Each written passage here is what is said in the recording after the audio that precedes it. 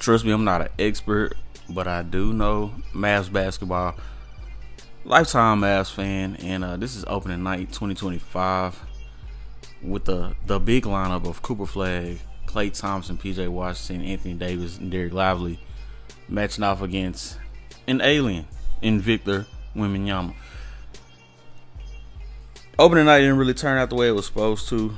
Mavs lost real big, 125-92, and I just kind of want to give my recap. This is something I'm going to do all season of what we really saw. Please. I'm not a player fan. I am a basketball fan, and I am a Mavs fan. So there will be some biasness. Shout out to Slightly Biased. But I'm going to be honest. I'm not that worried. This is game 1 of 82, and we got things to work on. We knew we had things to work on, especially at the point guard spot. A lot of pieces that were not available to us last year that weren't healthy or still trying to get a feel for each other. And you matched it up with a team that always plays us tough. Historically, San Antonio, good, bad, and indifferent, always plays Dallas tough. And even with Pop gone, the younger players who come up in that system play Dallas tough. Like, it's never a cakewalk. I don't care who suits up for us, and we're not going to keep talking about what happened last year, but even with 77 on the court or 41 on the court, San Antonio plays us tough. I don't know how much you can really take away from a team that didn't make any shots tonight. I mean, for the most part, the Mavericks shot 37% from the field and 40 from 3, and they only made probably a total of 8 threes.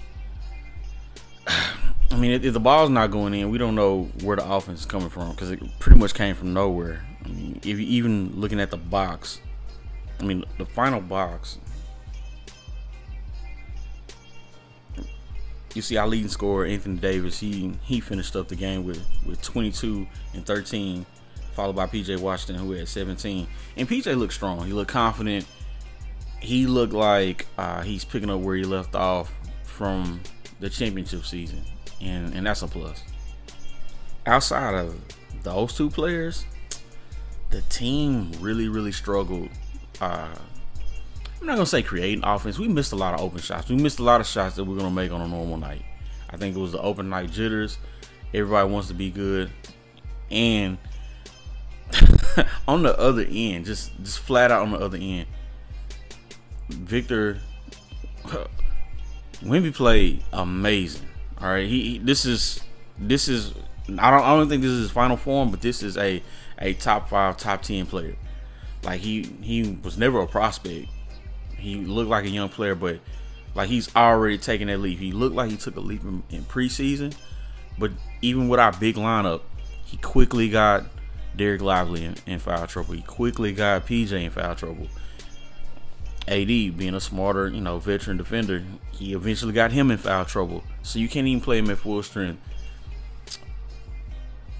We even with Dwight Powell, like, subbing minutes in, Kid and the coaching staff even went to like a super small lineup where Cooper Flag was at the 5, and he was out there with Brandon Williams, Jaden Hardy. I want to say PJ was out there, and Max Christie. That's what foul trouble does. Like, you don't have your whole roster at exposure, and that's talking about late in the third. Pretty much the game to me became a exhibition around like early third, coming out of half. So they made San Antonio made a strong push at the end of the second half, at the end of the second quarter, and like I say, making high percentage shots, going to the basket, getting people in foul trouble, a lot of N1s, and like that ridiculous dunk right there. That gets a young team going, and it makes them believe. And you come out and you're a little stagnant, you're a little cold because you probably was sitting on the bench because you were in foul trouble. We got a lot of quick shots from Klay, from D'Lo, from Max Christie again, where you're really trying to just try to combat that onslaught. Like they're scoring so much and so fast. Like what are you really supposed to do? And we just didn't have it tonight. As far as like it's so much power in seeing the ball go in, and the ball never went in. Like we missed the bunnies, we missed the layups. I really think it was a lot of pressure coming out, having Coop be the one. But J Kidd said we're gonna apply that pressure. So honestly, D'Lo needs to be the point. And I'm not super high on D'Lo, but I know he's serviceable. I know what he brings to the table, and we're gonna need that space between him and Clay.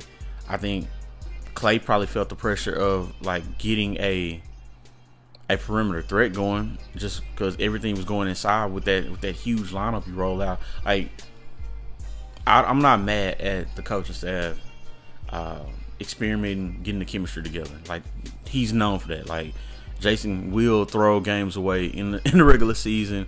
Look at this crazy and step back and one on Derek Lively. But yeah, but for the most part, the biggest thing I saw from San Antonio was they played with pace, and even when they didn't play with pace and they got into the half-court sets, the way they attacked the rim, everything was downhill. Like they're not a jump shooting team. I do believe they have some 3-point shooters, but everything was downhill. Everything was going off of motion, going off a handoff, and then we were going to the basket. They shot 57% from the field.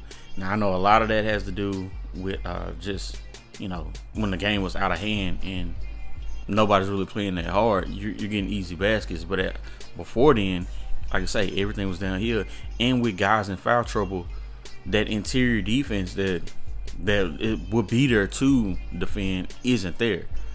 All your bigs in foul trouble because they're trying to stop Wemby. I'm not making excuses.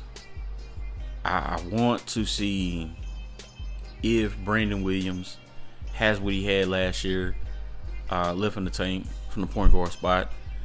Everybody's real high on Ryan Nembhard right now. I don't think he's the answer, but he's gonna have to play. And I think a big part of us letting go of Dennis Smith Jr. was because Ryan came out, and Ryan does seem to be pro ready. But a big part of us not shooting a high percentage was we didn't really put a lot of pressure on San Antonio's defense because they didn't think we could go make those shots. When you got guys like Hardy and Williams and PJ who will go get their own shot, that's a man you got to guard, and they could just sag off, and they could just sag on AD, backing off into him. They could sag on Coop anytime he touched the ball. Like all eyes were on him, and nobody had to play off. So game 1 of 82, not a major big deal. Man, just the Twitter Discord just tearing Cooper, talking about these buns after one game. He's a kid. He's 18, and I really think this was his welcome to the NBA moment. Like getting his ass buzzed, like having a hard time getting his first 2 points, to follow the steps of a demigod that he has to replace. Source say with Luka being gone. That's gonna be a rough go, but this game is smooth. Like I've been saying this all along. I figured it out. He's pretty much Andre Kirilenko on defense and with his build, but he's smooth like Grant Hill. So Grant gets to his spots. Grant gets to the basket. He is athletic. I think that's the combo we're looking at. Like once he calmed down, he looked smooth once again. He showed those flashes. He's gonna be all right. The biggest bright spot I can say is still PJ Washington. The 3-point shot looked good. His ball handling going towards the rim looked good. His passing looked good. He's still a viable option on defense. I mean, before he got into foul trouble trying to guard a 7'5" alien, he looked really aggressive on defense also. So it is what it is. I'm not too worried about it.